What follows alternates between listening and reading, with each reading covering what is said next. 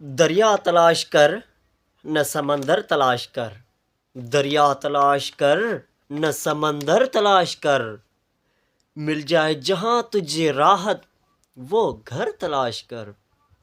لوگوں کے پیچھے چلنے سے کچھ نہیں ہوتا، لوگوں کے پیچھے چلنے سے کچھ نہیں ہوتا، جو راہ حق دکھائے ایسا رہبر تلاش کر۔ میرے ساتھیو، السلام علیکم۔ مایوس نہ ہو، قرآن مجید ایمان والوں کو بار بار کہتا ہے کہ مایوس نہ ہو، کمزور نہ پڑو، نا امید نہ ہو، غمگین نہ ہو، مایوس نہ ہو۔ لہٰذا مایوسی اور نا امیدی سے بچیں اگر تمہارا اللہ پہ یقین ہو تو۔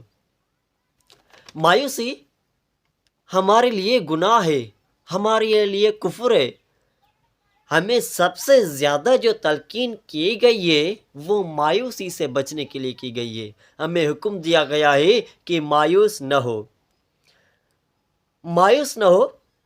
اللہ نے یہ نہیں کہا تھا کہ وہ بندہ جس نے بڑی بڑی نمازیں پڑھی ہیں، اللہ تعالیٰ نے یہ نہیں کہا تھا کہ وہ بندہ جس نے حج کیا ہے، اللہ تعالیٰ نے یہ نہیں کہا تھا کہ وہ بندہ جس نے بڑا قرآن پڑھا ہے، اللہ تعالیٰ نے یہ نہیں کہا تھا وہ بندہ جس نے بڑا بڑا صدقہ دیا ہے۔ نہ نہ نہ، اللہ تعالیٰ نے خود قرآن مجید میں کہا تھا، اللہ تعالیٰ نے کہا ہے کہ وہ بندہ جس نے گناہ کیا ہے، جس نے غلطی کی ہے، آؤ میرے در پہ آؤ، میں تجھے معاف کر دوں گا۔